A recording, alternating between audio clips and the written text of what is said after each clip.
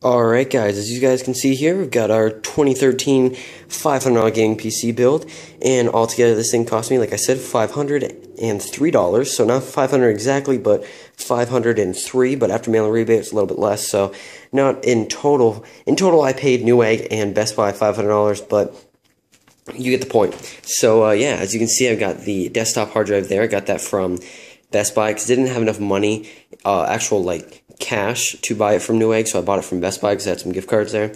So I went ahead and bought that at Best Buy, but every other part came from Newegg. Came from what is it, Saturday to Friday, so that wasn't actually too bad. Saturday I ordered it, got processed and shipped out Monday morning, and then all the parts got here Friday, so not a bad deal for free shipping and no taxes on it, because Newegg does not run tax, so it was a lot better to buy from them than someone like Tiger Direct, where if I were to buy from them, they have taxes in certain places, so they were charging me tax, so I was like, forget that. So, yeah, I bought all of it from Newegg. This is all to run games. I basically sold my Xbox to get a new PC, and this thing runs games amazing. So, I ran some PlanetSide 2 last night. Was running on medium at 1080p, around 55 to 65 frames per second, sometimes even 70.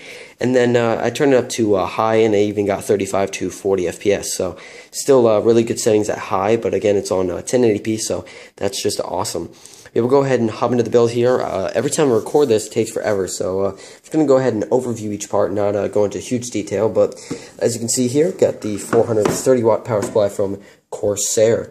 And this is basically the part of the build that I found to be the best bang for the buck, other than the graphics card, because this thing, for $45, is a beast. It's got the 3-year warranty from Corsair, which is always sorry guys, always good to have, because it, of course, is Corsair. Corsair's great power supply and PC component maker. They stand behind their stuff, and that's why I bought it. And along with that 80 plus bronze certification, which means it's 85% efficient. And if you don't believe me, I will show you a graph on the back. Sorry guys, I'm recording this with my Galaxy Note 2 at 1080p, so it's going to be a little shaky or maybe a little hard to read, but hopefully I can focus this in. And as you guys can see there, 85% efficiency, and that's at 230 VAC, I guess. Basically, they put a huge system load, and at 100%, it was running at just above 84%, so that's pretty awesome, I'm not going to lie. So, always a quality power supply if you buy from Corsair, and this is basically the lowest end that they have, so I went with that. Could not fit a $500, or what am I saying, a 500-watt power supply in this build, so I went ahead and gone with the 430. We'll go ahead and look at the, I guess I'll take a look at the i3 next. Got the i3 3220, basically pretty basic CPU, but it does beat the AMD quad cores in any of the gaming benchmarks, so I went ahead and got this. If you don't believe me, you could check out Duncan33303's video, and he compared this to a APU from AMD along with their newest quad core, and this thing still beat both of them with the same exact graphics card on the same exact game. So this was beating them by 5 to 10 FPS every single game they tested, so I went ahead and got one of these instead of the quad core from AMD. And I mean, I'm going to be doing some light recording along with basically just gaming, so this is why I bought it. And it's got 2 cores, 4-way multitasking processing, along with hyper-threading, which basically means it'll be seen as a quad-core, and it's got smart cache, along with integrated memory controller, and a dual-channel DDR3 support, so that's always good, along with the Intel HD 2500 graphics, which I will not be using. If you want Intel HD 4000, you can go ahead and step up to a higher-end i3, or even a low-end i5, because this thing was only about $30 to $40 cheaper than the lowest i5, and I decided to go with this just because, you know what, the i5 is a little expensive, and I would have loved to go with that, but I'll go with the 3570K later if I upgrade, because my motherboard does support it. So, yeah, I'll go ahead and hop on over the motherboard, like I said, get that CPU out the way, and yeah, so we got the Ultra Durable 4 B75M HD3 motherboard. It's a micro ATX motherboard, so it's not full size, but you know what? This is a small, compact PC that fits under my desk pretty good, so thought this would be a pretty solid part to build with. It came all together with the CPU over there for $180, so this was about $60, and that was about $120, so $5 off this, $10 off that, not a bad deal at all. So yeah, this has support for all of the latest Intel Core series CPUs that are Sandy Bridge and Ivy Bridge, so if you don't have any of those, then I believe it will not work for you, because this is socket LGA 1155, so yeah, if you have anything that's older, then you will not be able to run on this motherboard. Hopefully you know that already. This is a Windows 8 ready motherboard, which I'm running Windows 7, so it doesn't really matter. But if you want that, then this is the motherboard for you, along with the ultra durable parts, and I'll show you what that means on the back, along with solid capacitors and dual UEFI BIOS and their new glass fabric PCB. So it's a lot stronger and lighter, because I built this thing yesterday and I got no budge out of it at all. It did not bend, it did not like snap, anything, did not crack, any of that stuff. It made like almost no noise when I put any of the parts into it, so that's always good. And then of course, if you want to run the Intel HD 4000 graphics on the higher end CPUs, then you can use one of the 3 display outputs, one of them being HDMI, which is the 3D one, along with DVI and D-sub. So if you guys want to run basically the Intel HD 4000 out of here, which is what I would suggest, not the 2500 like I have, then you can go ahead and do that. If you want to use this as like a small form factor home like media center PC, so if you want to stream like Hulu and things like that, this is a great motherboard for you because it's got some great features and definitely something I would pick up if I were doing that. Yeah, since I'm gaming, I got this because it has, on the bottom here, PCIe Gen 3 along with on-off charge. So yeah, PCIe Gen 3 runs the card as fast as possibly can, and then on-off charge basically is for my phone because I can charge it without the computer being on, which is even cooler. And then of course it's got USB 3, which is always nice to have, along with SATA 3 and DirectX 11 support. And then when I was talking about the ultra durable, it's got humidity protection, electrostatic, high temperature, and power failure protection. So those are all good things to have. Power failure protection basically is a necessity, because if your power supply dies, your motherboard will then die, and then your motherboard will short out all your other parts. So if your motherboard is power failure protection, or has protection from power failure, then your parts will be a lot safer. Along with the electrostatic protection, which was good because I thought I was going to fry the motherboard if I touched it, but I kept touching the case to make sure, and because it has the protection from electrostatic, then that didn't happen for me. So yeah, and then of course it's got humidity and high temperature. So if you guys are running this in like a really hot area somewhere, like in like the desert, or not in the desert, what am I saying, in like California or one of those states that's pretty hot all the time and humid, then you know what, this is always good to have, because then it won't run as hot. But yeah, now we'll go ahead and take a look at, I guess I'll go with the Tplink because it's closest. But yeah, this is basically a powerline network adapter. So I don't have connection up in my room, neither could I run a connection up to it, and the Wi-Fi is just awful. So I was like, you know what, I'll try this out, and it worked. I do have a certain fuse that is on my fuse breaker downstairs.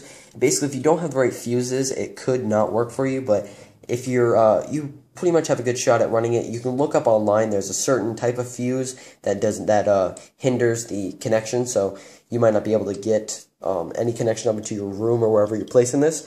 But if you check online, you should be able to find out the what I found out was that the specific fuse that helped this run really well is a very popular one and has about 80% market share. So mostly you guys should be able to run this fine, and this does run at pretty decent speeds. I'm getting about 1 gigabit upload, which, yeah, that's basically my standard that I pay for, and then I also got 25 gigabit download, so pretty high download speeds, not great upload, but I don't pay for upload anyway. I pay for basically that amount of speed, about 1 gigabit upload, so 25 gigabit download is awesome, and perfectly enough for any game that I'm going to be playing and keeping a good ping. So yeah, that was in total $35. Got that on sale. And make sure you get a starter kit if you're buying one of these, because the starter kit comes with, like I said, 2 of these. And if you're buying a non-starter kit for $10 less, you're only going to get 1. So if you guys are looking to get a starter, if you're trying to get set up and get this up into your room and you don't have one already, get the starter kit, because they try to trick you and say, oh yeah, you're getting one of these, right? No, you're getting only 1 when you need a starter kit to get 2. So yeah, if you want to get one of those, grab a starter kit. So we'll go ahead and talk about the desktop hard drive from Seagate here. Just a basic 500 gig desktop hard drive. I bought it from Best Buy, and if you get it from Newegg, it's a lot cheaper. I just got this from Best Buy because I didn't have any money. Like I said, I had money to their store, so I went ahead and bought it. But yeah, it won't come in this big giant box if you don't pay for it, because if you buy from Newegg, they'll just ship you the drive itself. Because you should have, my motherboard came with some SATA cables, so I didn't really need anything. But this also came with SATA cables along with a driver CD that you could use to transfer over stuff from your other PC to this hard drive. So if you want to use that kind of software. If you already have a hard drive, you want to transfer over files to this new one or anything like that, then you can go ahead and pick up one of these all-in-one hard drives with the disk itself. But if not, you can get this shipped to you with just the hard drive itself in the anti-static plastic wrap. But yeah, I got this giant box because I bought it at Best Buy.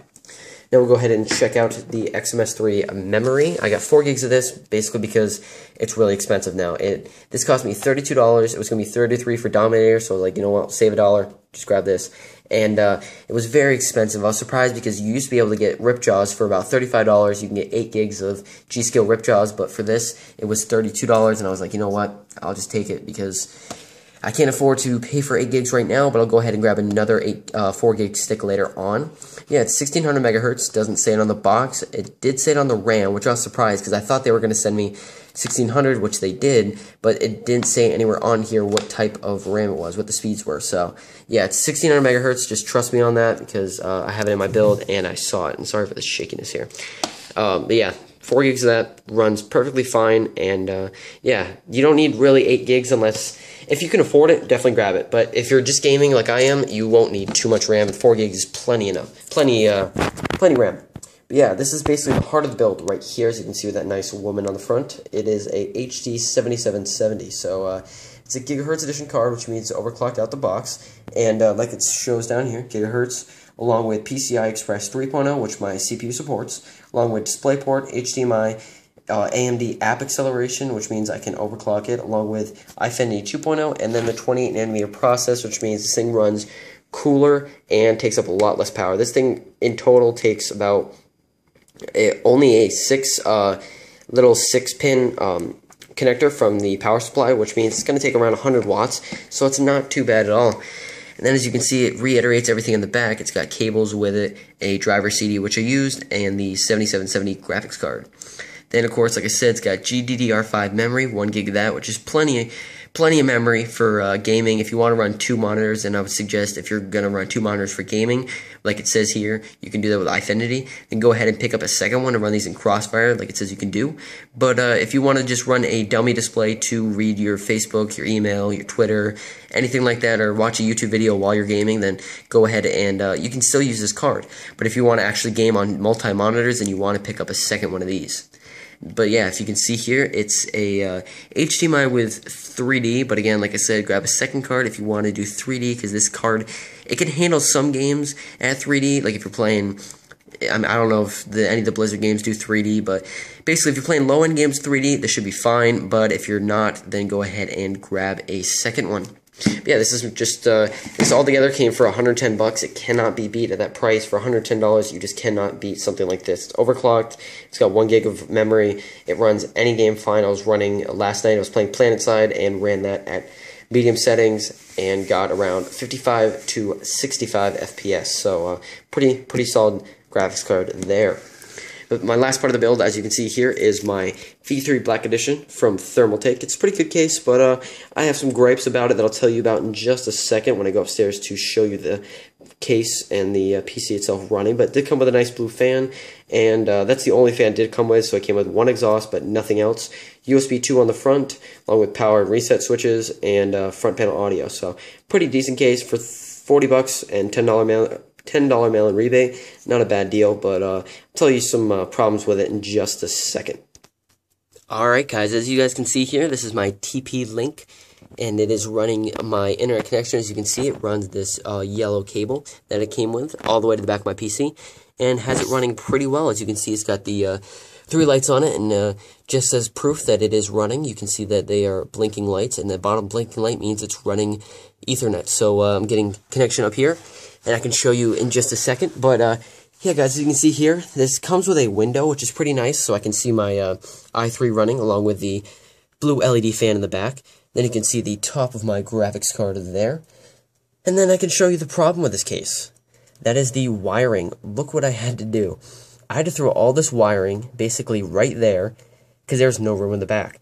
You cannot wire any cables behind it. You can't put anything you want behind this case. There's no room in the back. The side panel pops on, and there is literally maybe a couple centimeters of room back there. There's no way you can run any cables back there, and it was it was very angry because I wanted to run these cables out of the way and have this nice clean build, but as you can see, I had to run all those right there, and because I have no intake fan, that's fine because I don't really need to run all those cables back there if I don't have an intake, but I just really wanted a clean build, and this is not the case for it. So if you guys want a clean build, definitely grab a higher end case like an NZXT Source, or if you can step up to one of the Corsair cases, I know they have like a $60 case, or even a half 912 or 922, whatever one you want. Those also will run cables pretty good, better than this thing. So yeah, my other problem is that the motherboard standoffs. I don't know if you guys can see. I'm trying to find it here. Where is it? Can't really see it. It's like right where it's. Come on, focus. No, okay, I can't focus, but yeah, on the motherboard. Okay, there we go. So right, I don't know if you guys can see it. It's a little black dot in the right corner above where the Gigabyte stuff is. There's supposed to be a hole for placing your motherboard standoffs, and the problem with that is that this thing came with ceramic, basically lifts on it, so that when I placed the motherboard in, I was afraid that if you touch the case, which they always tell you, it'll short out the motherboard. But the problem with that is that this thing comes with these raised ceramic, like raised up pieces that basically you sit the motherboard on and then you screw it in. So it's not touching the case, but it's being built off the case. So it's really weird. It's these, basically they're like plastic standoffs almost that basically just raise the motherboard off the case and don't short it out, but you don't need standoffs for it. So I was afraid because it only came with 2 standoffs, and I was like, what? Where do I put these things? Because these are supposed to be what you use to build it.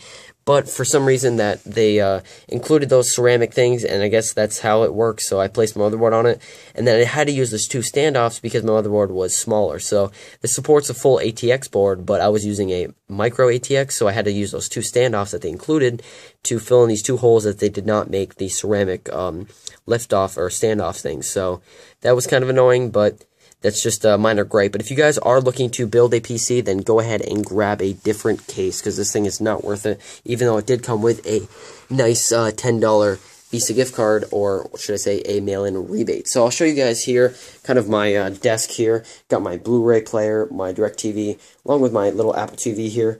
Got my headset that I use to record, along with my really crappy keyboard that I'm going to be upgrading here soon. I ordered a Logitech MK something. It's like it was like $30 with a new mouse, so it's coming here soon. But yeah, as you guys can see here, I'm running full Windows on my Vizio TV, but it's a pretty solid monitor, 23 inches, and runs at 1080p at 60 Hz, so just fine. So as you can see here, I've got Steam up there, Skype, Google Chrome, and got a couple games downloaded. Got Fraps, PlanetSide 2, Team Fortress, just some minor games. Haven't really bought anything yet, but when I go ahead and do that later, I will show you guys. But yeah, thanks again, guys, for watching the video. If you haven't already, definitely subscribe. And as always, this is the Minecraft Noob, and I'm out.